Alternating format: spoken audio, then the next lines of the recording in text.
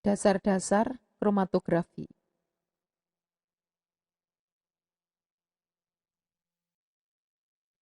Sejarah kromatografi. Asal kata dari kromatografi yaitu dari bahasa Latin kroma, kromatus ya, yaitu artinya warna, dan graphein artinya menulis. Nah, jadi awalnya memang untuk memisahkan zat warna ya. Pada tahun 1903, Michael Twets ya, bangsa Rusia, dia adalah ahli botani ya, berhasil memisahkan klorofil dari pigmen lain pada ekstrak tanaman ya.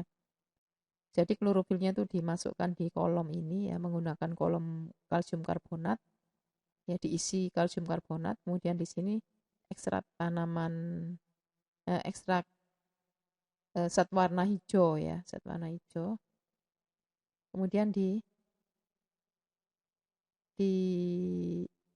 didorong dengan pasa mobil sehingga ternyata terjadi pemisahan. Nah, itu pertama kali dilakukan pemisahan dan disebut kromatografi tadi ya. Kolom gelas diisi CaCO3 yang berfungsi sebagai adsorben. Ekstrak tanaman dalam petroleum ether dialirkan ke dalam kolom. Hasil pemisahan berupa pita atau zona ya, jadi disebut pita ya. Kesimpulan dari Twets, pigmen yang lebih kuat diabsorpsi oleh adsorben menggantikan tempat dari pigmen yang diserap lebih lemah. Penemuan kromatografi yang pertama ini adalah kromatografi kolom adsorpsi ya, adsorpsi. Kromatografi kolom adsorpsi berkembang untuk pemisahan bermacam-macam zat warna dalam tanaman seperti zat warna karoten ya. Sejak itu digunakan untuk berbagai pemisahan zat warna pada tanamannya. Perkembangan selanjutnya, kromatografi kolom adsorpsi digunakan pula untuk pemisahan zat-zat yang tidak berwarna ya. Sekarang malah justru yang tidak berwarna itu yang dilakukan pemisahan. Tahun 1941, Martin dan Singer menemukan metode kromatografi kedua, yaitu kromatografi partisi. Kolom gelas diisi silika gel ya, yang mengandung air. Di sini digunakan untuk memisahkan zat ke dalam komponen-komponennya. Tahun 1944, Constant ya, Gordon Martin mengembangkan kromatografi partisi yang dilakukan pada kertas saring dan disebut kromatografi kertas. Kemudian tahun 1948, A. Tiselius, bangsa Swedia, memenangkan hadiah Nobel bidang analisis dengan elektroforesis dan adsorpsi. Ya. Kemudian tahun 1952, Martin dan Singer memenangkan hadiah Nobel. Untuk keperluan analisis ya, kromatografi kertas lebih banyak digunakan ya, daripada kromatografi kolom, karena kromatografi kolom memerlukan sampel yang lebih banyak daripada kromatografi kertas. Tetapi saat ini ya, kalau kita lihat di lab kita ya, di lab kimia organik itu sering menggunakan kromatografi kolom konvensional ya, untuk memisahkan senyawa-senyawa yang ada pada tanaman ya. Zat aktif yang ada pada tanaman tuh sering digunakan kromatografi kolom. Kromatografi kolom digunakan untuk keperluan preparatif ya, itu untuk preparatif, jadi bukan untuk analisis tapi untuk preparatif. Artinya tadi untuk memisahkan, kemudian preparatnya tadi itu nanti mau dianalisis selanjutnya ya, menggunakan UV, menggunakan FTIR, MS dan sebagainya ya. Kromatografi lapis tipis merupakan pengembangan kromatografi kolom adsorpsi yang pertama digunakan oleh Ismailon dan Schreiber tahun 1938, kemudian dikembangkan oleh Stahl ya. Stahl ini mengembangkan kromatografi lapis tipis ya untuk tanaman-tanaman obat ya, yang sering itu untuk tanaman obat. Kemudian termasuk bagaimana membuat lapisan lapis tipis itu dengan alatnya dia ya. Jadi nanti bisa diatur dengan ketebalan tertentu. Dan kita punya itu ya. Tapi tidak tahu sekarang bagaimana masih digunakan apa tidak.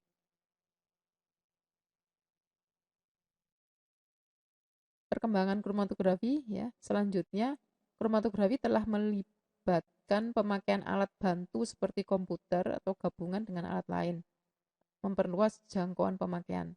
Terbukti dengan lahirnya kromatografi gas spektrometri massa ya, GCMS. Kemudian kromatografi cair kinerja tinggi, spektrometri massa ya, HPLC MS ya. Jadi LCMS MS gitu. Jadi ada LCMS, ada LCMS MS, jadi sampai double seperti itu ya. Itu nanti kalian di semester-semester berikutnya ya. Kromatografi ion dan sebagainya. Dari bermacam-macam cara ini, asas yang melandasi adalah sama. Definisi kromatografi.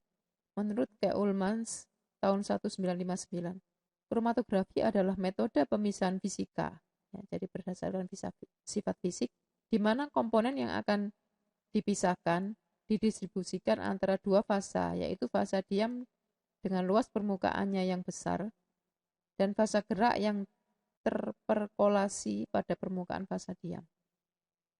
Kemudian menurut Ayupek, kromatografi adalah metode yang digunakan terutama untuk memisahkan komponen-komponen dalam sampel, di mana komponen tersebut didistribusikan di antara dua fasa, yaitu fasa diam dan fasa bergerak atau mobile. Fasa diam berupa padatan atau cairan yang dilapiskan pada padatan atau gel. Ya, teori mengenai distribusi ya itu kan sudah di kromatografi di ekstraksi cair-cair itu ya. Itu adalah sebetulnya adalah dasar-dasar juga ya untuk kromatografi. Penempatan fasa diam. Fasa diam dapat dimasukkan dalam suatu kolom ya, disebut kromatografi kolom, ditaburkan sebagai lapisan ya, lapis tipis, kemudian didistribusikan sebagai film ya, jadi sangat tipis, lebih tipis dari lapisan dan sebagainya ya. Prinsip dasar kromatografi. Pemisahan dengan metode kromatografi dapat terjadi karena suatu molekul atau senyawa satu sama lain mempunyai sifat yang berbeda antara lain ya. Jadi kalau sifatnya persis sama ya nggak bisa ya. Tapi tidak ada ya zat yang mempunyai sifat persis sama kecuali senyawa itu memang sama ya. Kelarutan yang berbeda terhadap suatu pelarut ya. Jadi setiap senyawa itu mempunyai kelarutan yang berbeda. Meskipun itu bayarannya sedikit itu ada. Ya, jadi kelarutan itu pasti ada perbedaan. Kemudian daya serap atau sorpsi yang berbeda satu sama lain dengan suatu serbuk bahan padat adsorpsi. Ya, jadi daya serap itu pasti ada perbedaan ya antara senyawa satu dan lainnya. Kalaupun itu sama itu pun tidak persis ya. Jadi ada perbedaan pasti meskipun perbedaannya sangat sedikit. Titik didih atau penguapan pada temperatur yang berbeda satu sama lain. Ya, jadi dengan perbedaan titik didih itu bisa dipisah-pisahkan.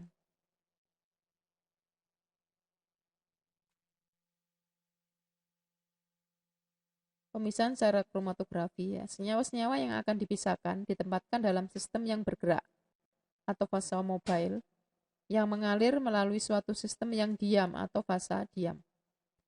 Selama pengaliran fasa mobile, akan terjadi proses pelarutan, adsorpsi, dan penguapan. Ya, ini selalu terjadi ya, dalam kromatografi.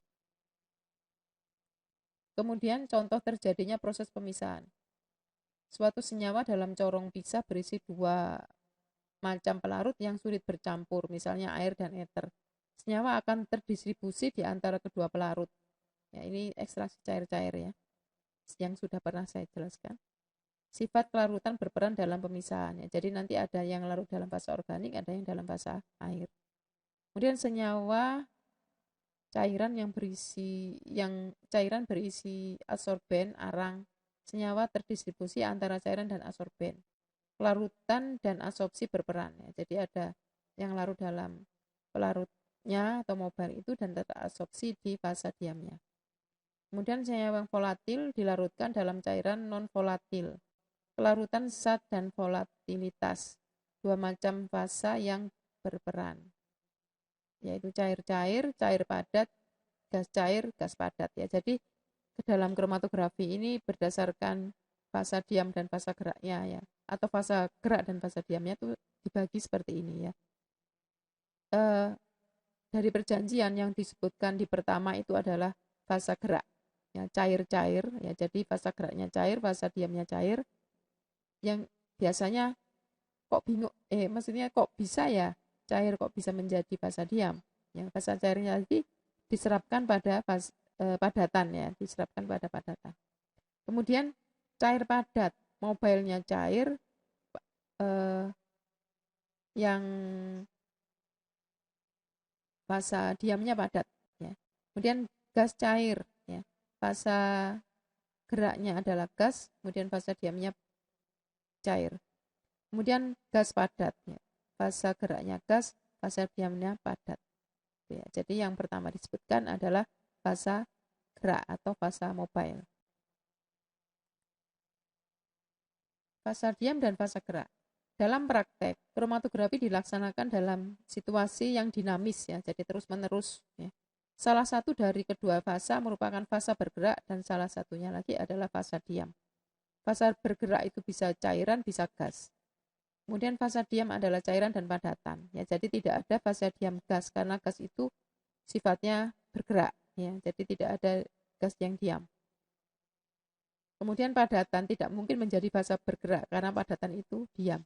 Ya. Bila komponen-komponen yang ada semuanya tidak bisa bergerak sama sekali, maka pemisahan tidak bisa berlangsung. Ya. Nah seperti ini ya, jadi awalnya itu ini campur-campur ya.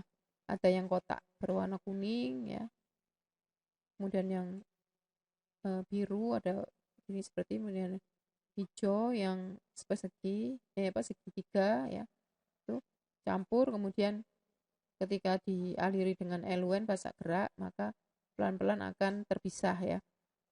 Yang akan keluar lebih dulu tentunya dia mempunyai kelarutan yang lebih tinggi terhadap fasa mobil dibandingkan yang biru. Ya, yang biru ini lebih tertahan di dalam fasa diam, gitu ya. Sedangkan yang kuning ini tengah-tengahnya ya. Jadi yang hijau ini dia lebih dilepas oleh fasa diam, dia lebih ikut ke fasa mobile. Kemudian yang biru ini dia lebih terikat di fasa diam, dia agak kurang larut dari dalam fasa mobile ya. Sehingga ketiga komponen ini akan dapat dipisahkan. Ya, seperti ini sehingga nanti mereka tiga ini akan terpisah. Penggolongan kromatografi, jenis kromatografi yang umum digunakan ya. Fasa geraknya disebutkan dulu ya. Kemudian fasa diam. Gas padat ya. Teknik kromatografinya adalah gas padat. Prinsipnya ada adsorpsi ya. Karena ini padatan. Kemudian cair padat. Ya, teknik kromatografinya kolom, lapis tipis, kertas. Adsorpsi, prinsipnya adsorpsi, kemudian pertukaran ion, penyaringan gel. Kemudian ini tentunya kertasnya ini berbeda dengan kertas ini ya. Ini kertas khusus yang mempunyai sifat adsorpsi lebih besar ya. Jadi maka itu dia masuk adsorpsi. Tapi ini jarang ya, yang sering lebih ini ya. Cair-cair, kolom, lapis tipis, kertas. Prinsipnya adsorpsi. Yang sekarang banyak berkembang adalah cair-cair. Ya, cair-cair ini yang berkembang banyak. Ya, yang cair padat ini hampir kecuali ini penyaringan gel ini ya dan pertukaran ion. Ya, itu yang berkembang itu adalah cair-cair untuk kromatografi. Kemudian gas cair. Ya, gas cair ini partisi juga ya karena ini pakai fasa diam cair. Jadi itu disebut partisi. Ini juga berkembang banyak ya. GCMS itu masuk gas cair. Kemudian penggolongan ini berdasarkan fasa, kemudian berdasarkan proses pemisahan, kemudian berdasarkan teknis operasional ya. Kalau berdasarkan fasa, ini tadi gas padat, cair-cair, cair padat ya. Ini mobile-nya ya, kemudian ini fasa diam. Kemudian berdasarkan proses pemisahan ada kromatografi adsorpsi, ada partisi, ada pertukaran ion, ada filtrasi, permeasi gel, ada elektroforesis. Ini sering digunakan di biokimia ya. Jadi untuk memisahkan misalnya protein, DNA dan sebagainya ya, sering menggunakan elektroforesis. Kemudian partisi ini juga sangat-sangat berkembang ya. Kemudian teknik operasionalnya ya ada kromatografi kolom. Kromatografi kolom itu ada dua, konvensional dan instrumental ya. Instrumental itu semua menggunakan kolom. Kemudian kalau konvensional itu digunakan untuk pemisahan misalnya untuk isolasi ya. Isolasi zat aktif dari tanaman dan sebagainya ya, itu sering digunakan kromatografi kolom konvensional. Kemudian kromatografi kertas ini paling sering digunakan misalnya untuk analisis zat warna ya, zat warna yang paling mudah itu dengan menggunakan kromatografi kertas. Kemudian juga untuk analisis asam amino itu juga bisa kertas. Kromatografi lapis tipis, nah ini juga sangat sering digunakan di bahan alam ya, itu untuk melihat kemurnian suatu senyawa ya, suatu campuran gitu ya. Jadi kalau nanti ada dua noda gitu berarti di situ nggak murni ya. Kemudian kalau satu noda dengan berbagai eluen berarti dia senyawanya murni ya. Itu salah satu cara untuk analisis. Kemudian kromatografi gas ya. Itu ya tadi GCMS. Ya tentunya untuk senyawa yang mudah menguap ya, misalnya untuk minyak sirih seperti itu ya. Kemudian kromatografi cair kinerja tinggi ya.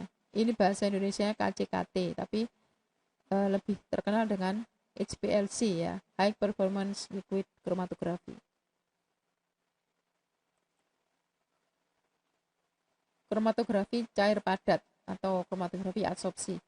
Kromatografi serapan ya, atau kromatografi adsorpsi ditemukan pertama oleh Thwaites ya. Jadi itu bapak kromatografi itu adalah Thwaites, Michael Thwaites ya. Dan dikenalkan kembali oleh Kuhn dan Lederer tahun 1931. Fasa diamnya adalah zat padat yang aktif, yang disebut adsorben. Kemudian fasa geraknya adalah cair. Digunakan sangat luas untuk analisis organik dan biokimia. Dilakukan pada kolom yang diisi silika gel ya, atau alumina sebagai adsorben. Ya, tapi sekarang lebih banyak ke ini ya, ke cair-cair. Meskipun kolom. Fasa diamnya, zat padat yang aktif atau adsorben yang umumnya bersifat polar. Contoh silika gel yang diaktifkan ya, makanya itu diaktifkan. Kalau silika gel yang tidak diaktifkan tuh lebih ke partisi. Kemudian alumina, kemudian magnesium karbonat. Kemudian fasa geraknya apa? Zat cair dengan kopolaran kecil ya, yaitu non polar. Contoh adalah heksana kloroform, yaitu sebagai fasa geraknya. Biasanya fasa gerak dan fasa diamnya ini kepolarannya berbeda ya. Kalau misalnya fasa diamnya ini polar, ini non polar. Seperti itu ya. Proses pemisahan terjadi kompetisi ya, kompetisi atau persaingan antara fasa diam yang mengadsorpsi komponen dan fasa gerak yang membawa komponen tersebut ya. Jadi senyawa yang diadsorpsi lebih kuat maka dia lebih tertahan di kolom ya, di fasa diam.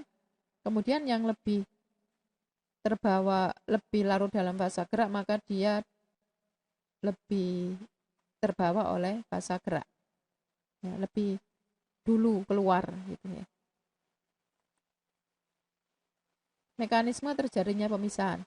Adsorpsi disebabkan adanya gaya tarik adsorben terhadap komponen. Gaya tarik dapat berupa gaya elektrostatik, yaitu dipol-dipol, gaya tarik antar molekul atau kombinasi gaya-gaya tersebut.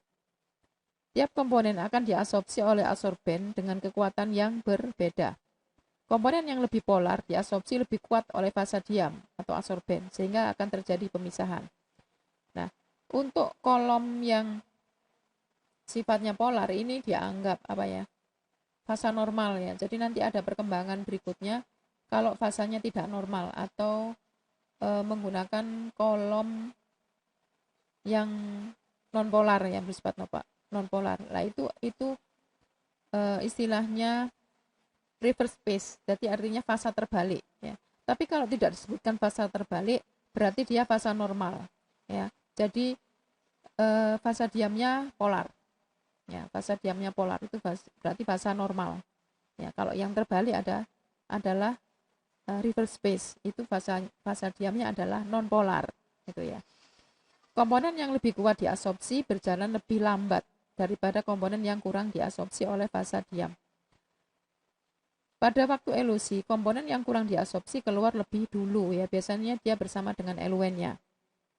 Ya, karena dia lebih tertarik atau lebih larut dalam eluen dibandingkan dia tertahan di dalam fasa diam. Adsorben, zat padat yang diaktifkan dengan pemanasan pada suhu lebih kurang 110 derajat untuk menghilangkan H2O, sehingga daya absorpsinya lebih kuat. Pada kromatografi kolom absorpsi, adsorben yang aktif dimasukkan dalam kolom, kemudian dituangkan ke dalamnya campuran komponen yang akan dipisahkan yang terlarut dalam fasa cair, fasa gerak. Di sini akan terjadi kompetisi tadi itu, sehingga nanti masing-masing komponen akan terpisah. Tentunya untuk mencari eluen yang cocok itu harus dicari dulu ya. Nanti harus dicari dulu menggunakan kromatografi lapis tipis. Komponen yang lebih kuat diabsorpsi tinggal di bagian atas kolom, misalkan K1. Komponen yang mudah larut dalam fasa gerak lebih sulit diabsorpsi terletak di bawah kolom, misalnya K2. Kemudian terjadinya pemisahan karena adanya perbedaan koefisien absorpsi masing-masing komponen.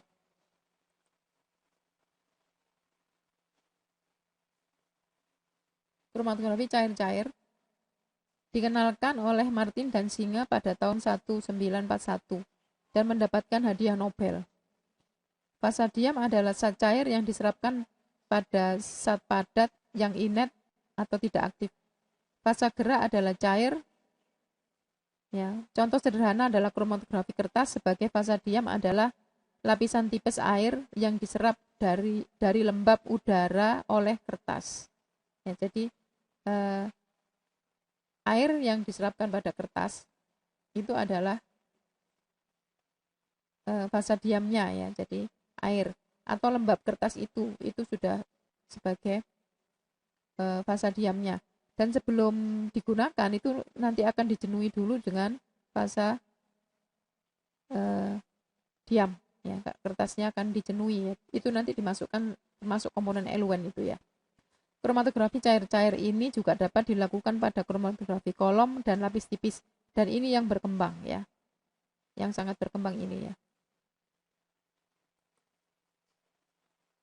Fasa diamnya zat cair yang terikat pada zat padat yang inet atau tidak aktif. Zat padat bertindak sebagai pendukung fasa diam, jadi bukan fasa diamnya. Jadi artinya kalau kita melakukan pemisahan menggunakan kromatografi kertas, kertasnya itu berfungsi sebagai pendukung fasa diam. Dia bukan fasa diamnya. Fasa diamnya adalah air. Ya. Contoh fasa diam, air yang terikat pada butir-butir silika gel atau pada selulosa ya. Selulosa ini kan kertas ya. Kertas itu kan selulosa ya. Jadi kalau untuk kromatografi cair-cair maka air yang terserap di media ini ya, di kertas atau di silika gel itu adalah sebagai fasa diamnya. Ya. Kemudian silika gelnya adalah merupakan pendukung fasa diam. Air adalah fasa diamnya. Pendukung fasa diam yang lain adalah tanah diatome. Fasa gerak adalah zat cair yang tidak campur dengan air atau nonpolar. Umumnya terdiri dari campuran beberapa zat cair ya, biasanya tidak tunggal tapi beberapa campuran. Dan dengan perbandingan tertentu. Jika fasa gerak mudah campur dengan fasa diam, contoh metanol, maka fasa gerak harus dijenuhkan dulu dengan fasa diam atau air. Pendukung fasa diam, tanah diatomi atau Kieselguhr ya, bersifat inert, tidak punya daya absorpsi, merupakan zat pendukung yang ideal.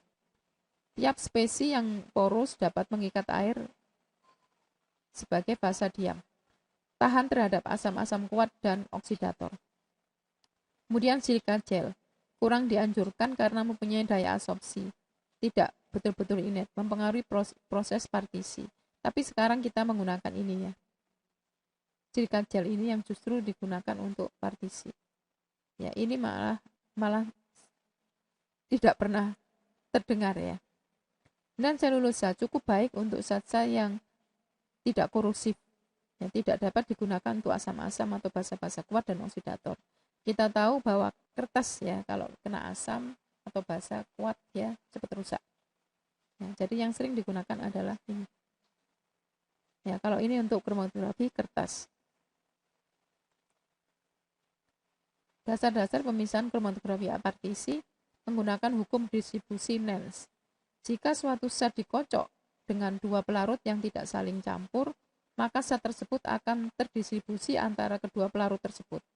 Ya, seperti ekstraksi cair-cair ya, seperti itu ya. Kalian masih ingat ya. Nah, pada keadaan kesetimbangan, perbandingan konsentrasi zat dalam kedua pelarut tersebut konstan ya, pada suhu dan tekanan tertentu. Yang punya KD itu ya kemarin itu ya. Misal zat dikocok dengan campuran pelarut air dan butanol, keduanya ini tidak saling campur, maka sebagian zat larut dalam air dan sebagian lagi larut dalam butanol. Nah, seperti ini ya. Misalnya molekul A ya, 5 mol senyawa A ya. Jadi dia ternyata dia ada di pelarut di fasa 1 dan lain yang berbeda. Ini 4 mol, ini 1 mol ya. Misalnya ini dalam butanol ternyata ada 4, di air hanya ada 1. Ya. Pada keadaan kesetimbangan maka K A1-nya ini 1, kemudian A2-nya ini 4. Dan ini adalah koefisien distribusi. Ya, seperti ekstraksi cair-cair.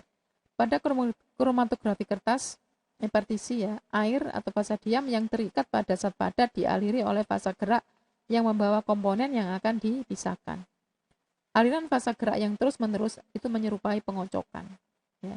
Pengocokan dan ekstraksi berulang-ulang. Ya.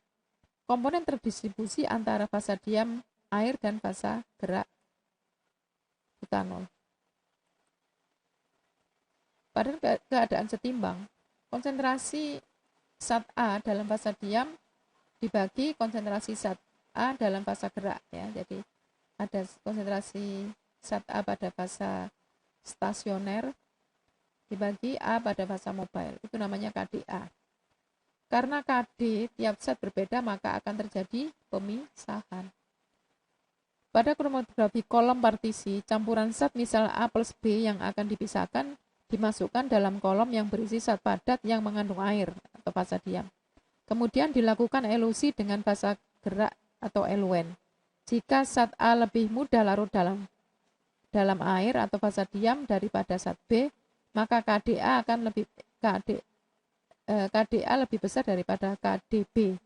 Maka hasil kromatogram zat A terletak di bagian atas daripada B. Jika elusi dilanjutkan, zat B keluar lebih dulu daripada zat A. Zat A ditahan lebih lama dalam kolom daripada zat B, yaitu disebut sebagai waktu retensi. Waktu retensi zat A lebih besar daripada zat B ya. Jadi zat A ini ditahan lebih lama daripada zat B. Waktu retensi adalah waktu yang diperlukan oleh suatu zat mulai dari masuk kolom sampai keluar kolom. Ya, jadi nanti termasuk nanti dalam kromatografi modern yang menggunakan alat itu ada waktu retensi ya. Jadi ini dasarnya adalah waktu ke sana, kemudian di sini adalah intensitas atau luasnya ya. Jadi luas dari kromatogramnya. Kromatografi gas padat digunakan sebelum tahun 1800 untuk pemurnian gas ya. Lama tidak berkembang sampai ditemukan fase padat yang baru. Kemudian kromatografi gas cair atau GC ya, jadi L-nya sudah nggak disebut, sekarang langsung GC, tapi memang dia adalah karena fasa diamnya adalah cair, maka dia apa? Partisi ya. Dikenalkan pertama kali oleh James dan Martin tahun 1952. Metode pemisahan sangat efektif dan serbaguna sebagai metode pilihan dalam kromatografi karena dapat memisahkan dengan cepat dan peka. Ya, tentunya ini adalah untuk senyawa-senyawa yang mudah menguap. Kromatografi pertukaran ion, fasa diamnya adalah zat padat yang mengandung gugus ion aktif yang dapat ditukar dengan ion lain dalam fasa gerak. Khusus digunakan untuk spesies ion seperti campuran logam dalam tanah. Ya, jadi kalau kita senyawanya itu bersifat bisa menukar bisa bermuatan positif negatif, maka dia bisa menggunakan kromatografi pertukaran ion. Kemudian kromatografi penyaringan gel filtration kromatografi. Fasa diamnya adalah gel yang terdiri dari modifikasi dextran molekul polisakarida ya, sepadek. Bahan ini dapat menyerap air membentuk susunan seperti saringan yang dapat memisahkan molekul-molekul berdasarkan ukuran. Jadi misalnya memisahkan molekul berdasarkan ukurannya lah. Itu misalnya seperti polimer ya. Polimer itu kan dalam pembentukannya itu kan bisa tidak teratur ya, banyak tidak teraturnya ya. Itu nanti bisa dipisahkan antara polimer dengan BM rendah dan BM tinggi. Nah, itu ya. Jadi nanti dengan cara menggunakan kromatografi penyaringan gel. Kromatografi permeasi gel teknik sama dengan kromatografi filtrasi gel menggunakan fasa diam polistirena. Nah, jadi ini banyak digunakan untuk memisahkan polimer ya. Polimer itu kan nggak punya BM tertentu ya, karena waktu pembentukan polimer itu ada yang rantai panjang, ada yang pendek dan sebagainya. Kemudian elektroforesis merupakan kromatografi cair-cair yang diberi medan listrik di sisinya dan tegak lurus pada aliran fasa gerak. Senyawa bermuatan positif menuju ke katoda dan yang negatif menuju ke anoda. Kecepatan gerak tergantung pada besarnya muatan. Jadi nanti ada di sini misalnya muatan positif, di sebelah sini negatif, kemudian di tengah-tengah ini sampelnya. Yang bermuatan positif akan menuju ke yang negatif menuju yang ke positif, gitu ya. Dan nanti kecepatannya itu tergantung dari muatan dari senyawa yang dipisahkan. Selamat belajar. Jika ada yang ditanyakan, silakan.